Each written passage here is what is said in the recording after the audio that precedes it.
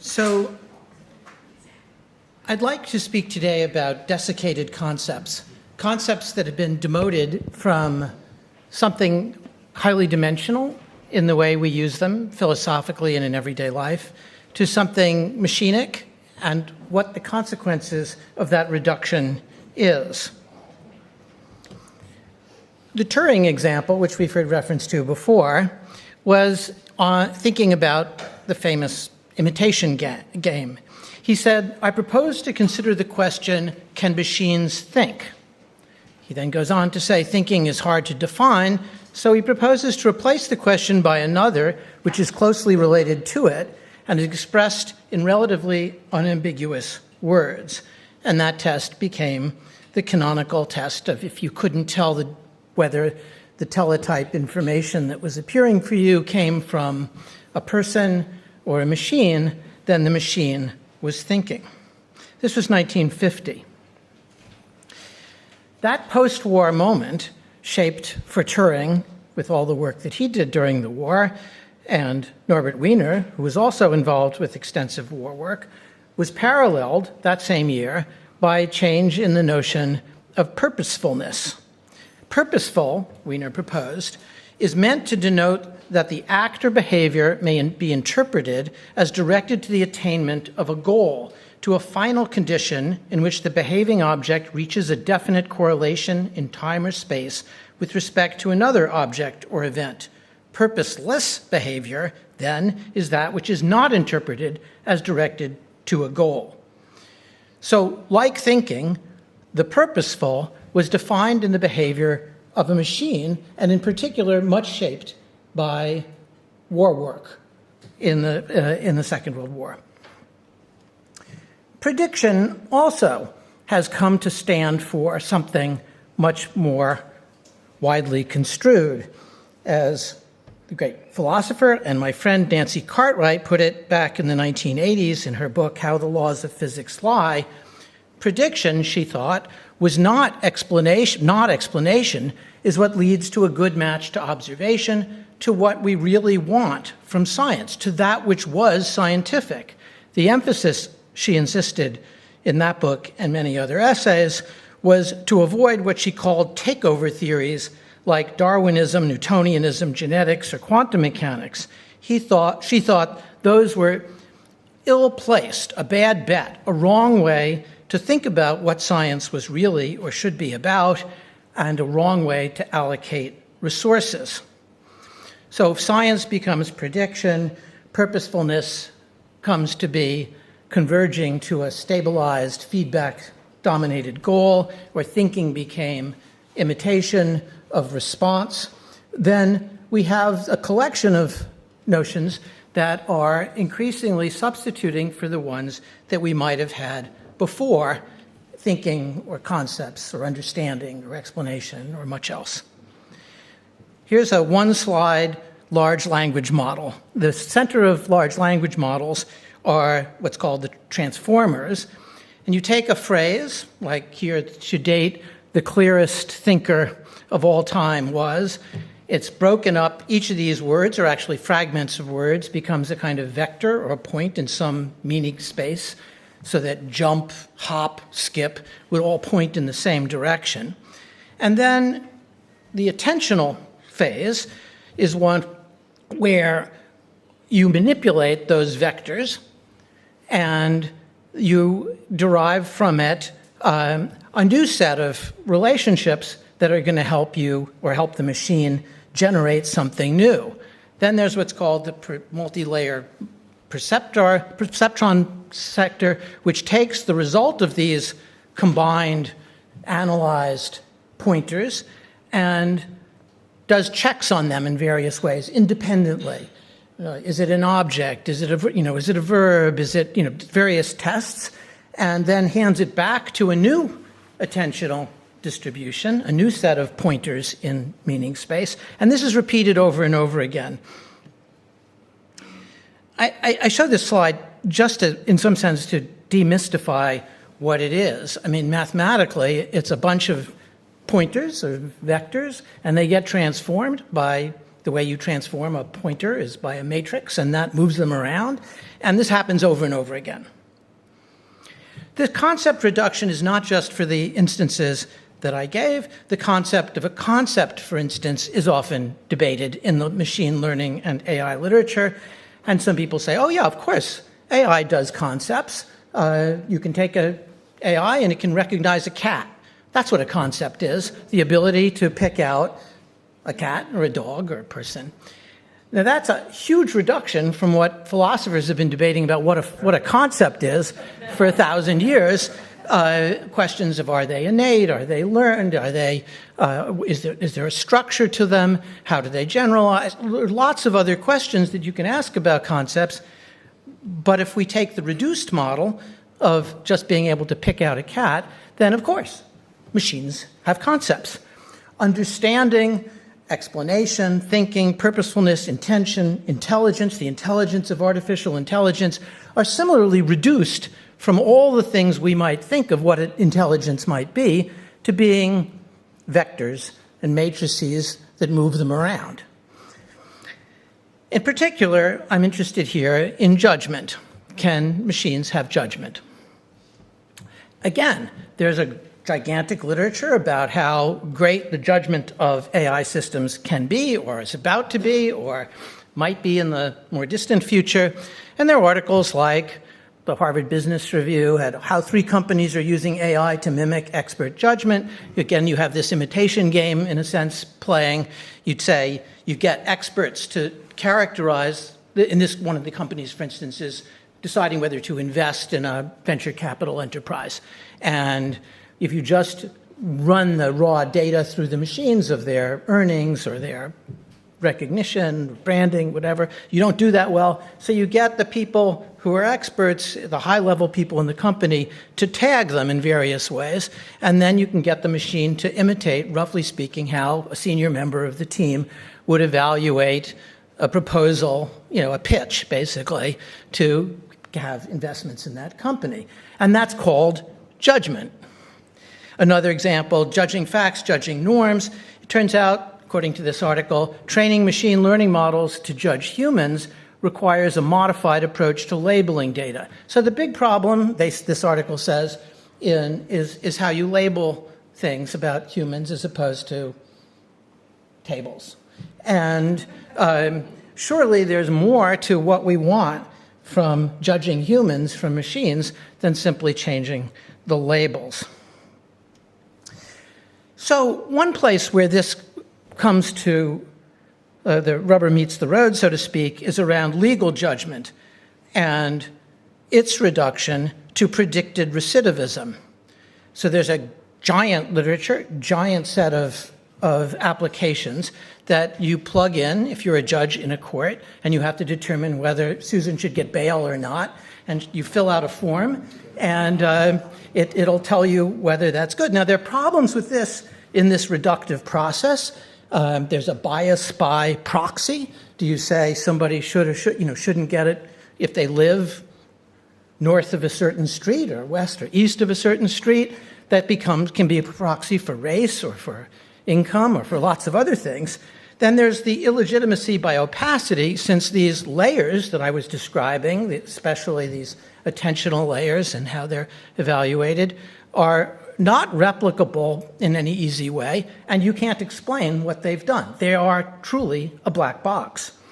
So if what you want from legal judgment is an explanation to the person accused, what the charges are or why the judgment has been the way it is, you have a fundamental block if that process takes place largely in a black box.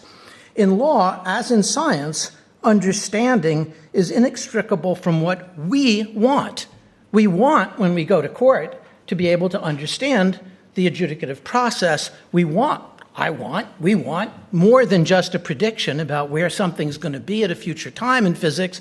We want to know how those laws are functioning and what the explanation for why it happens, what's a simplified toy model for how it works. We want to be able to understand the process. So there's a rising industry of software for justice, and you can sign on and get this. Here's an example of one of them, the company that makes it. It's called North Point, and here's their introductory video. You work on the front lines in the criminal justice system. You make decisions every day that impact the community you serve. That's why the North Point Suite implements solutions that simplify workflows and support decision-making in probation and parole, jails, pretrial, and specialty courts. Our case management system, nationally validated assessments, and classification and custody management solutions help you reduce risk and recidivism at every turn while keeping safety in your sights. And you can use as much or as little of the North Point Suite as you need. Our trusted solutions are fully customizable to support your agency's unique challenges. So you get this and you can apply it, and it promises to give you a public safety assessment of releasing or not releasing a person charged, for instance, on bail. And it's built on filling out forms that helps the judge predict parole outcome, institutional misconducts, and recidivism. The 54 items include factors for making decisions about risk and treatment.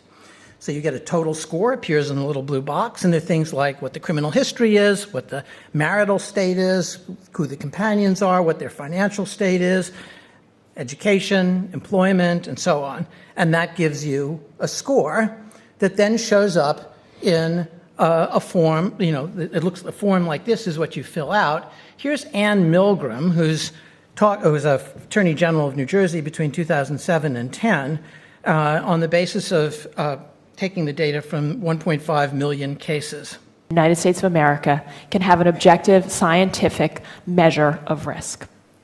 And the tool that we've built, what we did was we collected 1.5 million cases from all around the United States, from cities, from counties, from every single state in the country, the federal districts. And with those 1.5 million cases, which is the largest data set on pretrial in the United States today, we were able to basically find that there were 900 plus risk factors that we could look at to try to figure out what mattered most. And we found that there were 9 specific things that mattered all across the country and that were the most highly predictive of risk. And so we built a universal risk assessment tool. And it looks like this. As you'll see, we put some information in, but most of it is incredibly simple. It's easy to use. It focuses on things like the defendant's prior convictions, whether they've been sentenced to incarceration, whether they've engaged in violence before, whether they've even failed to come back to court. And so the output for this then looks like this. So you, the judge, gets this report, and in the indication here it says new criminal activity, the likelihood of recidivism in this instance shows up as a 6 in the red danger zone, and a failure to appear is a 3, so that's more intermediate, and the current charges are the following: possession of marijuana, aggravated assault, first degree, recommendation, release, not recommended. So there's an enormous temptation that you can think of in the broad category of automation bias, that when you get a recommendation from this program, you could refuse to follow it. But then prima facie, you violated a recommendation based on 1.5 million cases, and there's a certain challenge to having conducted the due diligence properly, and you're on the hook if then the person goes out and commits another crime. So there's a question here that arises throughout the cases that I'm going to be discussing today of when a machine produces something, even if you claim that it's to work in concert, coordination, and collaboration with the human, that once you get that display, you are more than a little on the path towards following it, despite all the warnings that will be given to you in cases even more dire, like cases of the conduct of targeting in war that I'll be discussing in a moment. So there are a couple of things that I want to point to. One is that the idea that this is universal.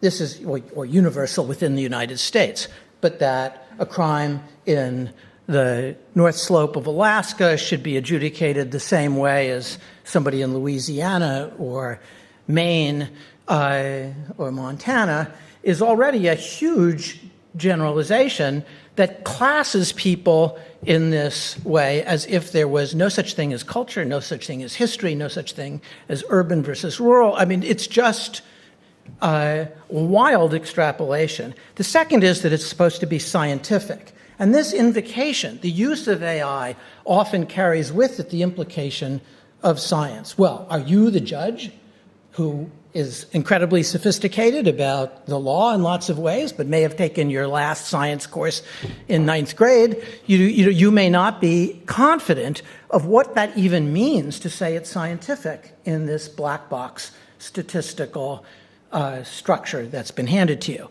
So the problem in here, and there are many of them, but one of them is joining these proxy biases, saying you live somewhere, or you're not married, or you have or don't have children, or you've committed a felony, or you've committed a misdemeanor, or you smoked marijuana, that this then puts you in a class which makes it hard to extricate an individual there to whom the law is supposed to be addressed.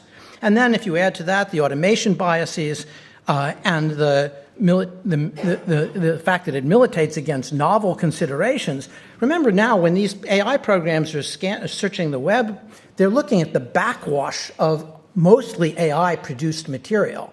That it's very hard. There are only a couple of databases that are historical, pre-large language models they're highly valued, they're fought over, and since there are just a few of them, they're used, they're increasingly redundant. It's like they used to have a book of random numbers, which is a very funny idea. But there's a book that they have of random numbers, and people would use them in their scientific work. But after a while, the vagaries of that particular set of random numbers started to show very problematically. Judgment has shrunk here to a prediction reduction image of science. And science has become the model. I'm all for the science. I use AI in my astrophysical work all the time, every day. But that it should be a model for how we conduct judicial considerations seems to me shockingly outside of what it's demonstrated able to do and the risks that I've mentioned. Second example, AI, judgment in cybernetics, the prediction and dream of autonomous purpose. This is what I mentioned about Norbert Wiener. The war had lots of examples of these feedback systems. The German V-1 flying bomb, which was used in 1944 and 1945, used a barometer to correct its altitude, used a compass to correct its direction, used timer to see how far it had gotten, and then it fell down and bombed London or Holland, some other target. The proximity fuse developed by the Americans was used to make a bomb explode at a certain height. It would send out a signal when the return was big enough, it was close to where it was supposed to be, and to an airplane, to the ground, to a target, and it would blow up. They were self-guided torpedoes, and people began to think of this in warfare, in some ways the most degraded of human activities, the least human of human activities, in the sense that it accesses a very small component of the different forms of human interaction and reduces them to violence and targeting and conquest. So Wiener was tasked with the job of predicting where German bombers would be over London during the Blitz. And so there were methods that would just take an inference from where the airplane was to where it would be in the future, so you could shoot at it, since it took 7 seconds for the shell to rise to that altitude of the plane. And Wiener said, no, I have a better idea. I'm going to do it for each pilot. I'm going to say if they go right, left, right, then this predictor, that was the name of his device, would characterize it and make a prediction for that airplane's motion. This is what the machine looked like in 1942. And it had a really profound effect on the people that saw it. Wiener himself said, it does not seem even remotely possible to eliminate the human element as far as it shows itself in enemy behavior. Therefore, in order to obtain as complete a mathematical treatment as possible of the overall control problem, it is necessary to assimilate the different parts of the system to a single basis. It should either be human psychological or mechanical. Since our understanding of the mechanical elements of gun pointing appeared to us to be far ahead of our psychological understanding, we chose to try to find a mechanical analog of the gun pointer and the airplane pilot. So you have in mechanized warfare a kind of embodied black box. You don't know. You're not talking to the pilot. The last thing the pilot's going to do is to say anything over the radio. So you just see the motion of this machine, of a ship or an airplane or a gun pointer. And so that, in a way, encouraged the idea that you understood the enemy by its exterior behavior. George Stibitz came to visit Wiener's laboratories, a high-level engineer during the war. Most of the day is spent with Wiener and his colleagues. For a 1-second lead, the behavior of their instrument is positively uncanny. The word uncanny here, carefully chosen. It's the behavior of a machine in a way that imitates a person. Warren Weaver threatens to bring along a hacksaw on the next visit and cut through the legs of the table to see if they don't have some hidden wires somewhere. So there was a sense that people have had over the centuries many times. There's a new technology, and they say, that's amazing. That's just like what we're like. Or, the 18th century defecating duck model. And that's just like a duck. How could anything be more like a duck than that defecating duck? So Stibitz says, Wiener points out that their equipment is probably one of the closest mechanical approaches ever made to physiological behavior. Parenthetically, the Wiener predictor is based on good behavioristic ideas, since it tries to predict the future actions of an organism not by studying the structure of the organism, but by studying the past behavior of the organism. So whether it's trying to shoot down Japanese kamikazes or bomb London with V-1s or V-2s or have torpedoes that will follow the boat that it's trying to hit, all of these were experiences that thousands of people came out of the war thinking that is trying to kill me, it's trying to track me, it's trying to follow me, and to anthropomorphize the object that's in feedback relationship to its target. The psychologist at Harvard, Edwin Boring, wrote to Wiener in 1945, so even before the end of the war, what I had done before is to make out a list of what I thought all the functions of the brain are, putting them in positivistic reaction terms of the organism, terms which could be translated into input, output, and adjustment of a mysterious box, the black box, with binding posts and knobs on it. Boring concluded, that's about what a person is, really. I love the boring. I'm afraid he lived with that, with his name all his life. And so after the war, Norbert Wiener published the Cybernetics, or Control and Communication in the Animal and the Machine. And so there were some people who criticized this. They said, do you think that a thermostat has purpose if the room gets colder and it turns on the heat, or gets cooler or gets hotter and you turn on the air conditioner? He said, yes, a thermostat is purposeful behavior. He wrote, in 1950 again, we believe that men and other animals are like machines from the scientific standpoint because we believe that the only fruitful methods for the study of human and animal behavior are the methods applicable to the behavior of mechanical objects as well. Thus, our main reason for selecting the terms in question, like purposeful, was to emphasize that as objects of scientific inquiry, humans do not differ from machines. So you have a kind of cascading set of tasks. The targeting as a feedback process. The gunner then became a kind of feedback process. Physiology, my ability to reach over and pick up a pen without overshooting and undershooting, became part of this feedback system. Overreach error in both the gun and the human arm. The feedback system became thought of as purpose. And by the end, Wiener was saying life, the world itself, were cybernetic systems. Third and final chapter, judgment of collateral damage. Here, the dream of autonomous weapons, the dream of autonomous ethics. So one analogy that's been made as people have been struggled with the idea of autonomous weapons has been to analogize it to search and seizure, Fourth Amendment in the U.S. Constitution, which says that there should be a level of suspicion that merits search or seizure and constitutes a reasonable seizure of whatever the object was. The greater the intrusion onto privacy and autonomy, the greater the level of information required.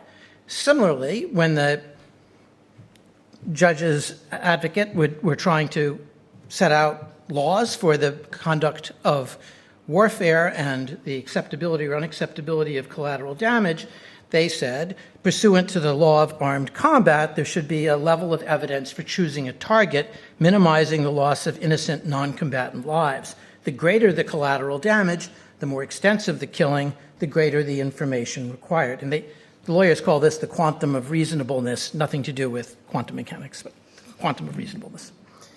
And so there's a kind of hierarchy in the law that goes from proof beyond a reasonable doubt to descending to a less demanding standard, clear and convincing evidence, preponderance of the evidence, or 51%, probable cause, down to reasonable suspicion, to instinctual suspicion, the lowest level.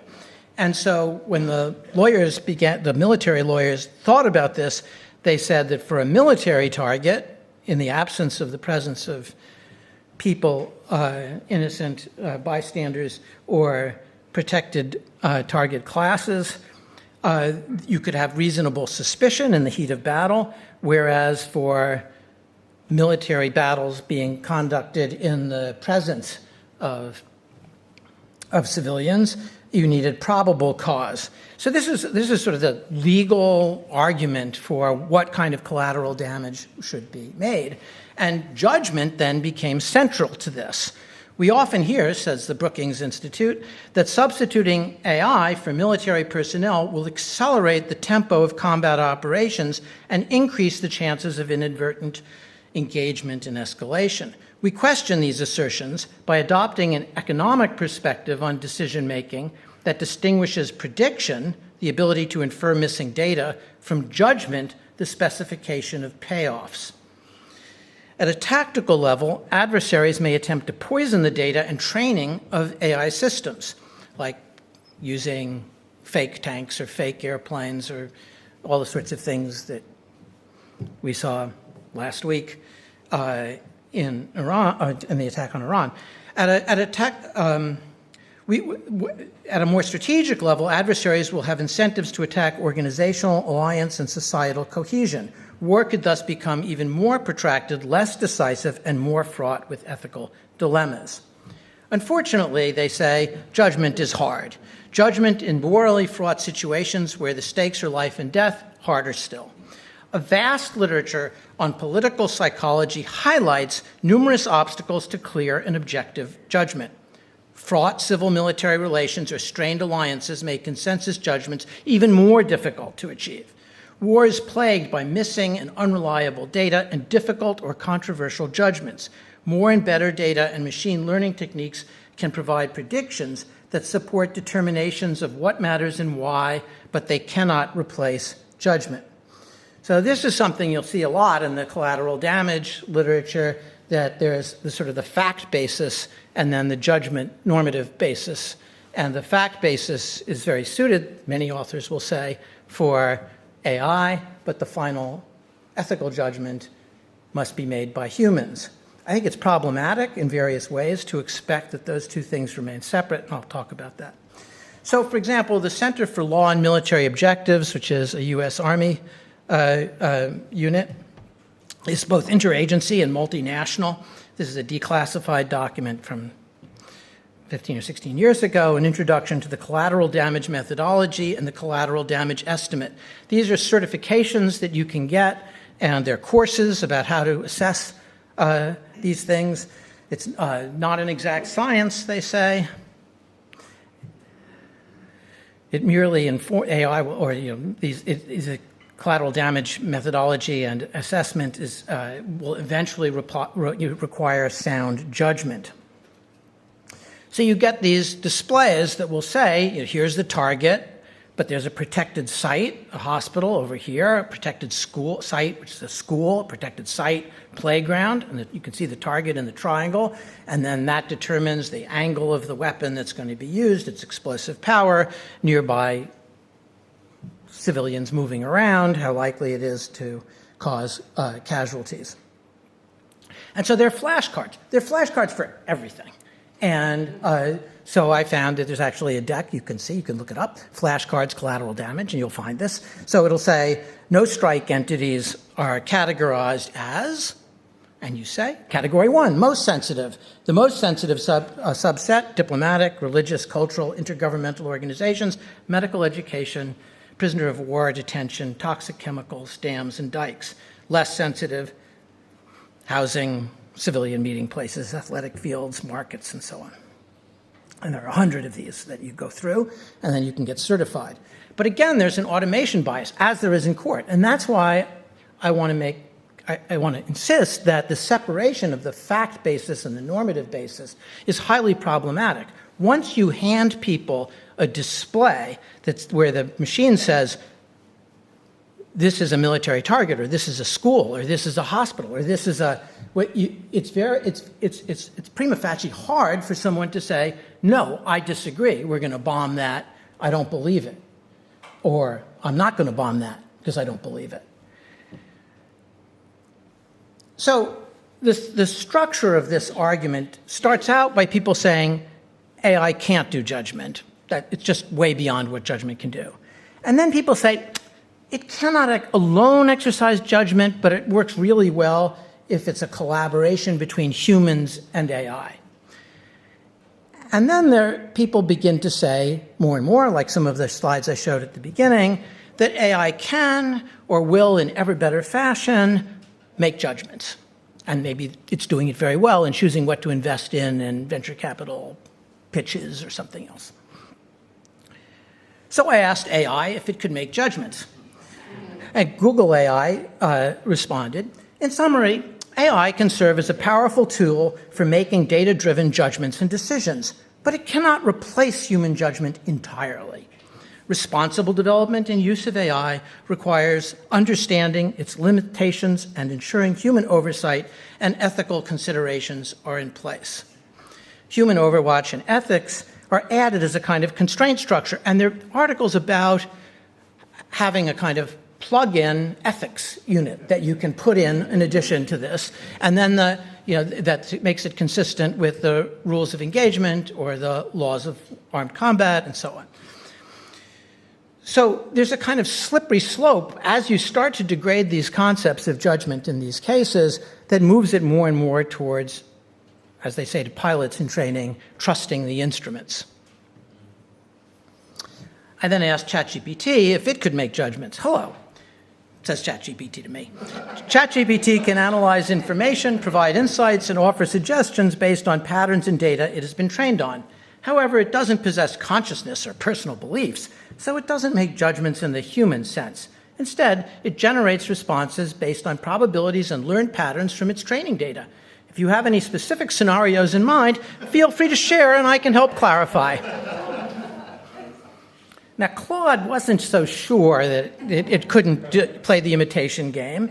Some philosophers argue AI can make functional judgments, useful decisions based on criteria, but not moral or aesthetic judgments that require genuine understanding and values. Others, however, believe that if an AI's decision-making process becomes sophisticated enough, the distinction becomes less meaningful. And now you're back to the Turing-Wiener view that says that it's a distinction without a difference. If what's predicted is, in fact, what you would make as a human, then what's so great about the human anyway? So I want to conclude. We train machines. The very training of machines, this flashcard or training programs or all the sorts of things, the questionnaires, the very training of machines trains us in the process of doing it. We're learning to do things in an algorithmic way. Without a defense of the robustness of our epistemic ethics, and it really is simultaneously about knowledge and about ethical assessment, thinking devolves into thinking in the Turing sense, purpose becomes purpose in the Wiener sense, legal adjudication becomes adjudication in the Anne Milgram sense. And the danger then is that absent any or insisting on understanding, explanations, justification, extended range of considerations, judgment risks becoming AI judgment, as if they were the same thing, as if the imitation gain had gone all the way. Thank you.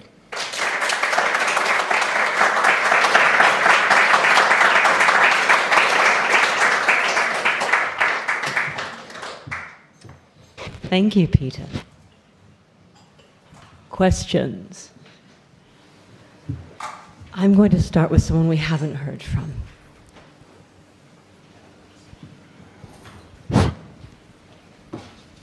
Well, I skip the idea about this whole predictive view of science and scientific laws, because that required a whole book. I mean, you had to start at least with Auguste Comte, etc., and the reception of that thinking among pragmatists and positivists, etc. So I would question only one historical thing. When exactly did this Wiener predictor operate? When was it invented and put to use? I ask this question because I somehow know a little bit about the reaction on the other side, namely what German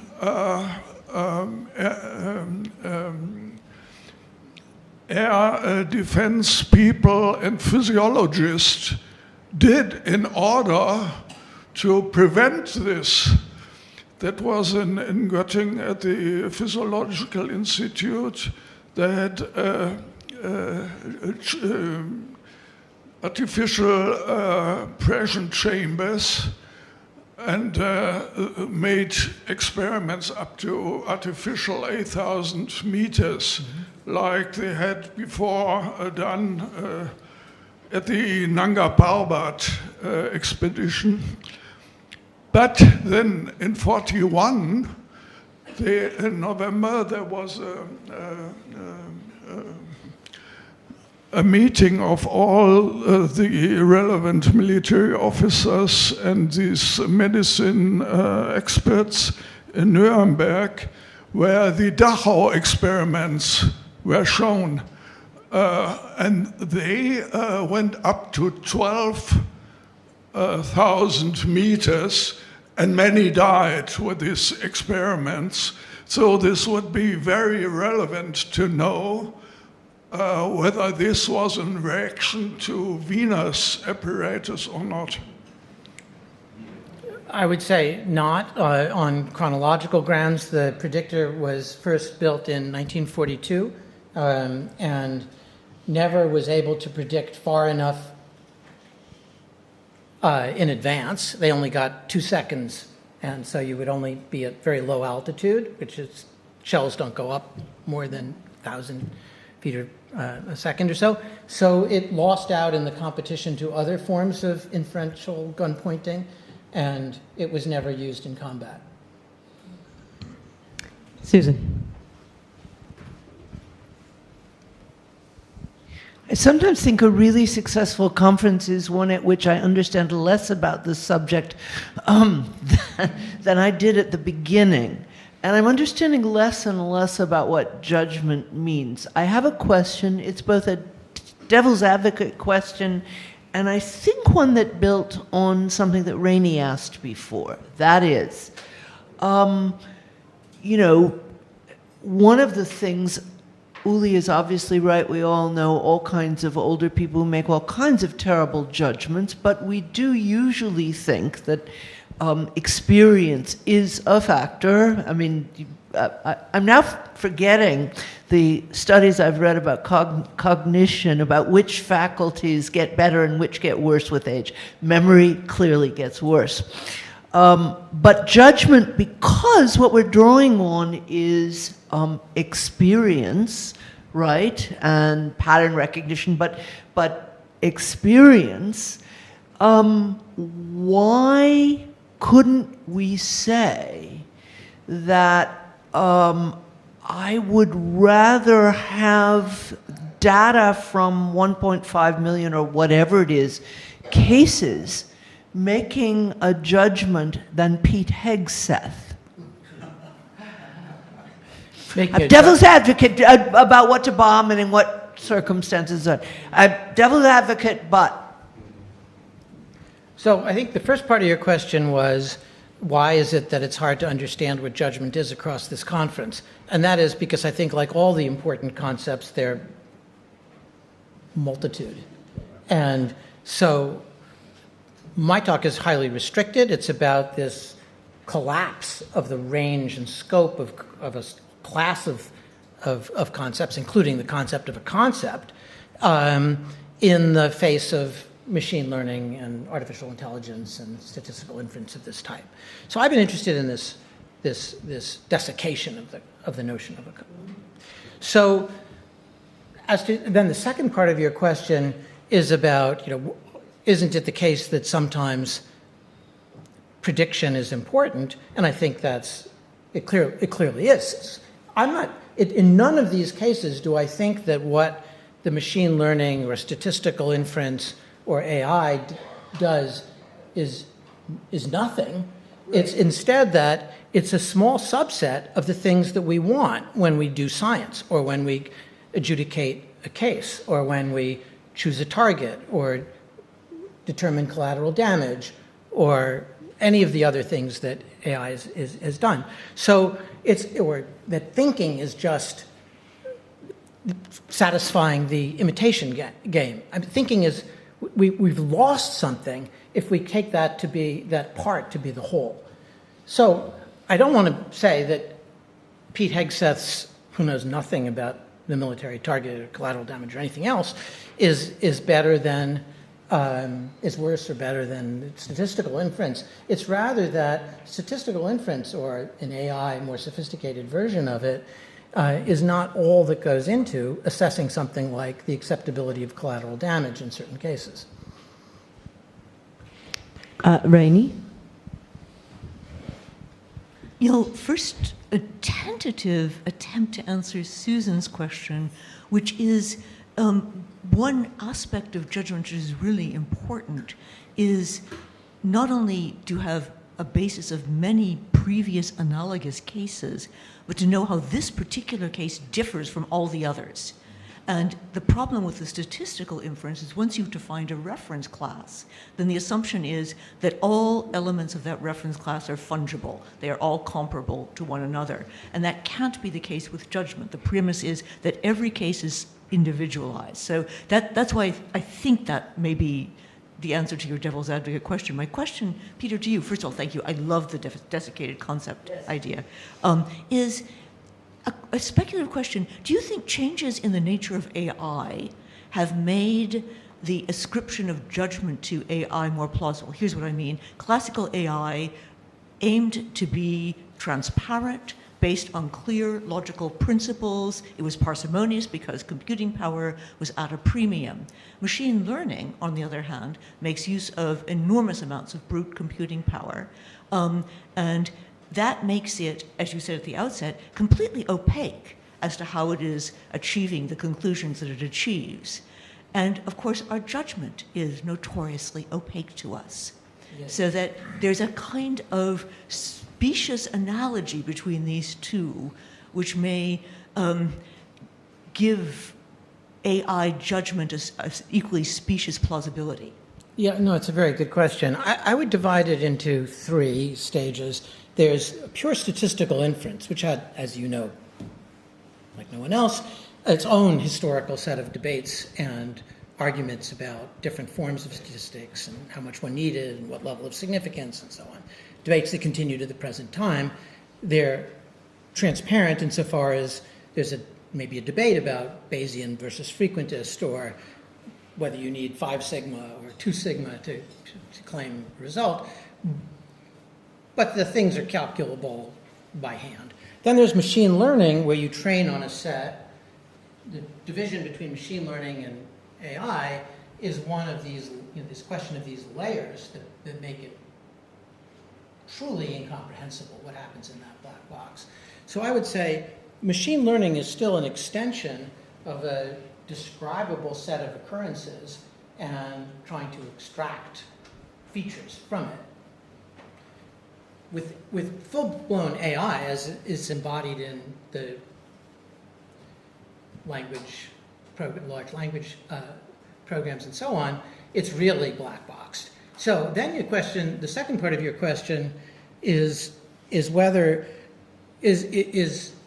how would one respond to the specious analogizing between our own inability to completely capture our reasoning process and our inability to penetrate the pass forward and attentional manipulations of these multi-layer neuronal models.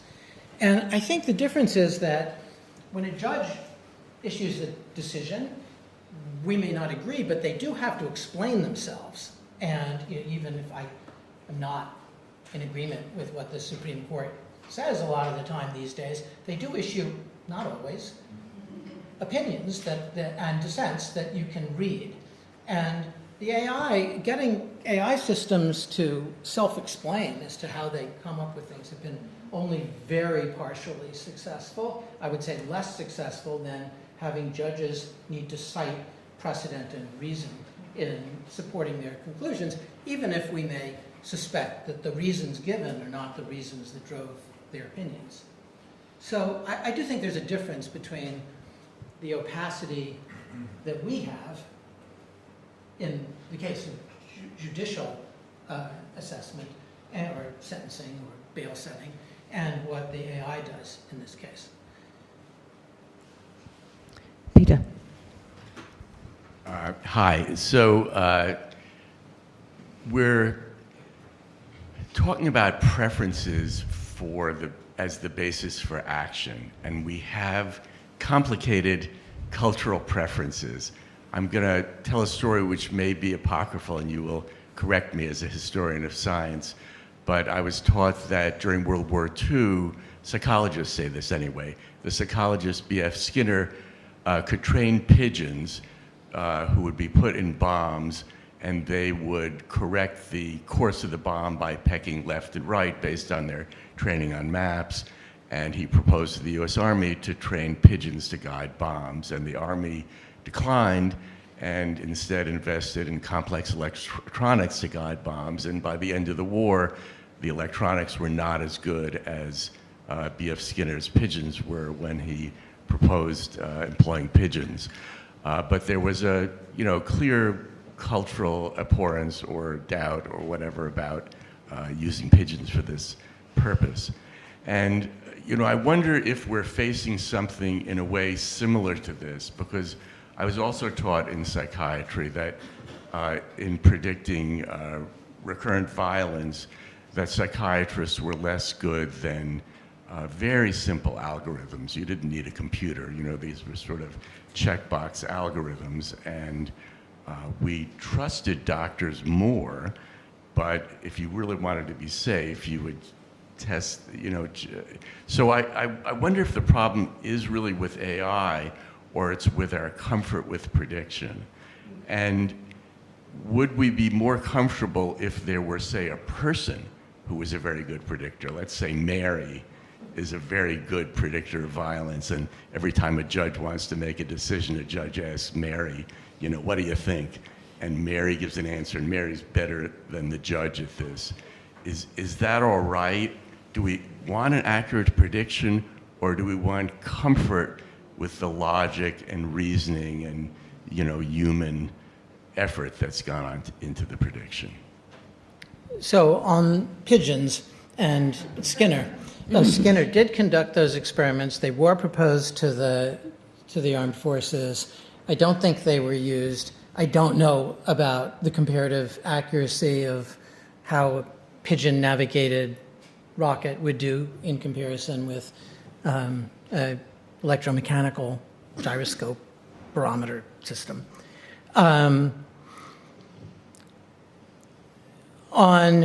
prediction, I think there's a general question is whether prediction is actually the right thing to be using when determining sentencing. For instance, it's probably the case, I'm making this up, that the likelihood of women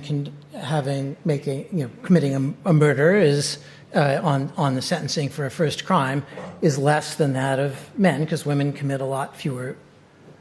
But we wouldn't want to have a judicial system of sentencing that was predicated on a systematic set of such class, gender, income, marital status categories. We can't have a set of laws that says if you're have this national or ethnic or gender identity, we're going to sentence you to 3 years, but that one only 1 year.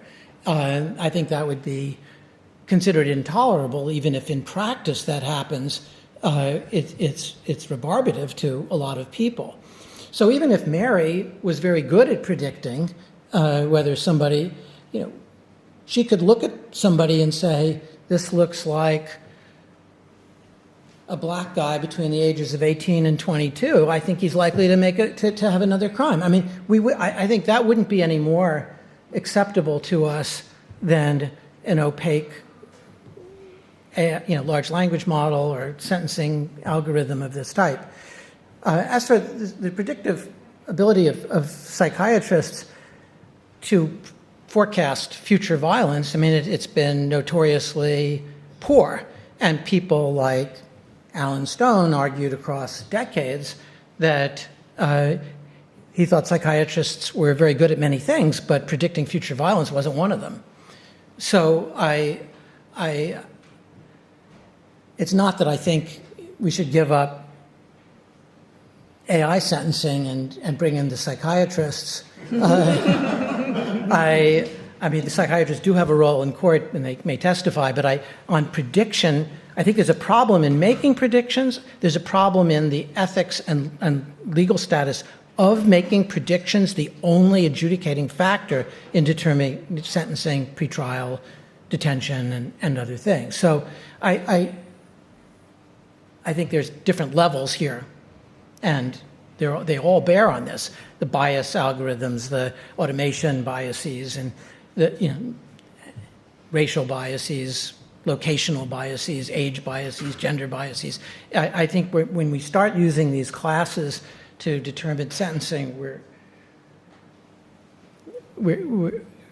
as the only factor for making these statements, or Anne Milgram's 9 factors. I just am highly dubious about its ethical, legal advisability. Relation to Stanley? Sorry? Is she a descendant of Stanley Milgram? I don't know. It's an interesting question. Good. We have 4 more questions on my list so far, and about 4 more minutes. Obviously, it's going to take a little bit longer, but I'll take the next 2 together and see if that does speed things up. So here in the corner.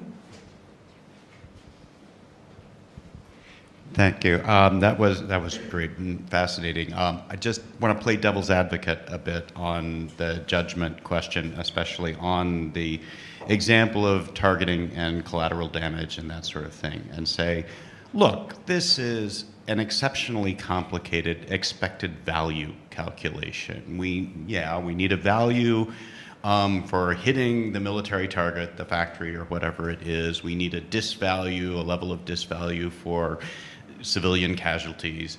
And then we need to talk about the risks and what likelihood there is of this, what likelihood there is of that, multiply all of those out. All of that's exceptionally hard to do. That's, to come back to the Kahneman who was brought up earlier, that's definitely our thinking slow part that we have trouble getting ourselves to do. And we also just don't have that much time. The computer's just going to be a whole lot better at it, and we're just going to get better results. Call it what you will. If it's, maybe not reserve the word judgment if a conscious being is doing it, but why shouldn't we do it? Isn't it going to give us better results? Good, thank you. And just in front of you, Charisse.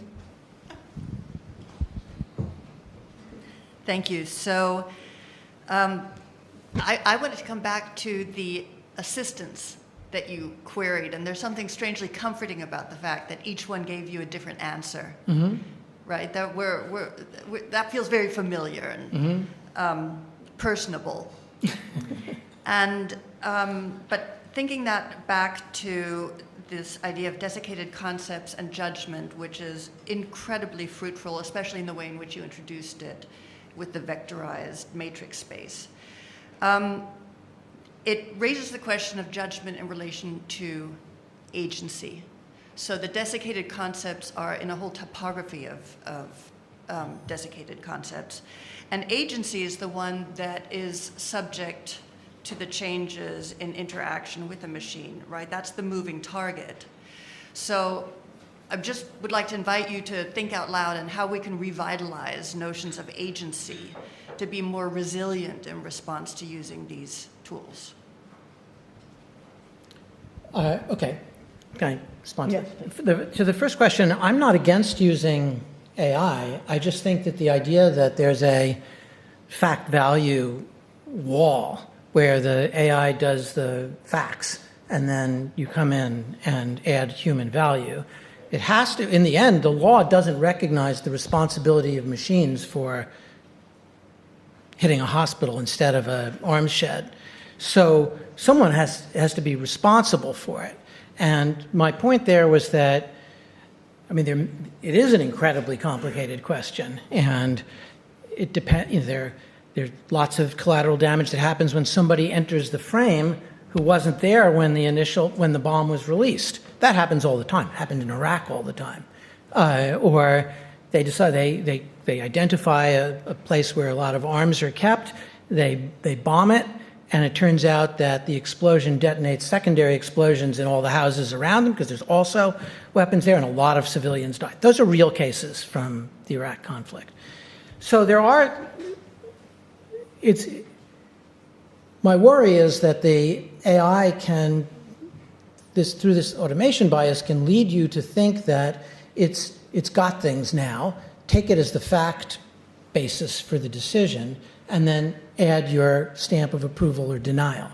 And I think that that's where I worry. The same thing's true in areas where it's pretty good, like analysis of mammograms of X-rays and MRIs for breast cancer. The AI systems are pretty good, and they'll catch things that a radiologist all by himself or herself wouldn't have caught. But in the end, you want a radiologist looking at the image, because there are mimicking effects. This is a problem that happens across all these domains. There are things that might make somebody look guilty that are not, in fact, guilt-related, and we've seen examples of that in recent times. There's examples of that in collateral damage. There are examples of that in astrophysics. And could this look like a black hole and not be a black hole? It's the classic problem, and much of what science has to do is say this is real and not an artifact of the apparatus or the situation. So the question of how, given that humans must take ultimate responsibility, given the pressures of the heat of battle or the urgency of treating a disease or a mid-surgery scan or something like that, there is a way in which we have to be careful that we don't diminish the human assessment by making it seem too easy or actually juridically dangerous to disobey what the machine says. So I'm not saying, well, let's go back to 19th century medicine at all. MRIs saved my life, so I'm pretty happy about modern medical technology, but I do think that we're not in an age where we can say the machine makes the facts, humans make the values, despite the Brookings Institute saying that we can make that separation and that's the collaborative structure. We give value, machines give facts. The facts of the machine are shaped by training, by our interpretive history, by past events, and the values that we impose, or the final decision on which we humans take responsibility, is shaped by how the facts are presented. So, yeah, it's a more complicated thing than just saying stage A, stage B. Shrees, I think the question of agency, I mean, this leads directly to the question of agency and responsibility. I think that our role as responsible agents, the stakes may be lower in getting a scientific result wrong in certain cases than it is in surgery or bail setting or bombing, but they are nonetheless ones where eventually we have to take responsibility. I mean, it's not enough to say it even in straight up scientific paper. Well, I just followed the algorithm. The AI said there was a black hole over here, and not my fault that it turned out to be, a flying saucer. So I think there is a sense where agency and responsibility are embodied in many of our important human activities, and we have just as in the judicial system that runs from proof beyond shadow of a doubt down to some sort of instinctive suspicion. I got a sense there's something bad in your trunk, I'm going to open it up. I mean, there is a range, and we have similar sorts of ranges epistemically in all the scientific and other kind of research work that we do. And as the stakes get higher, you want the degree of demonstration to be stronger. So, but I think that then there's a broader sense in which your question can be interpreted, which is that in this desiccation of concepts, we're losing a lot of the things that we are good at. Our science is in part for us. We want to understand the world around us. We want to be able to set the norms. I mean, like the South African law Zalbi told us about yesterday, we want our laws to reflect some consensus notion. We want to sign on to the system of laws under which we will live, and their application to have confidence in its ability to be fairly executed.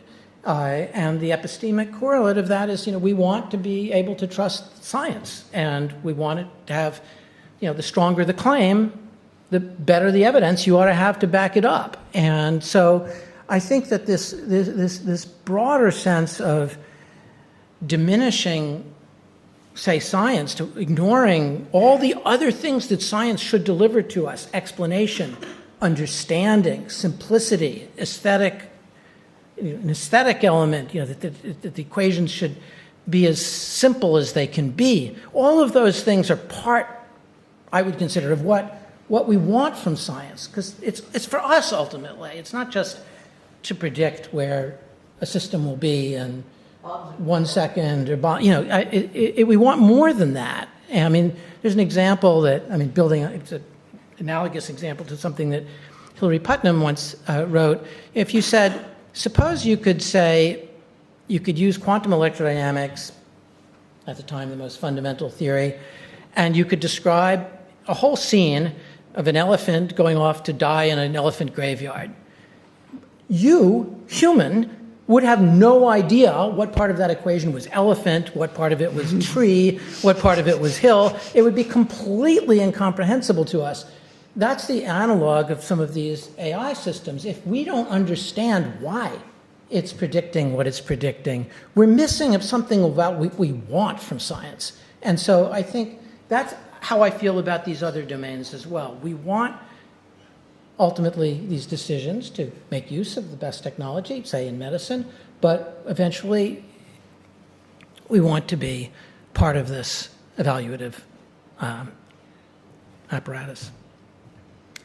Thank you, Peter. And on that wonderful note, let's all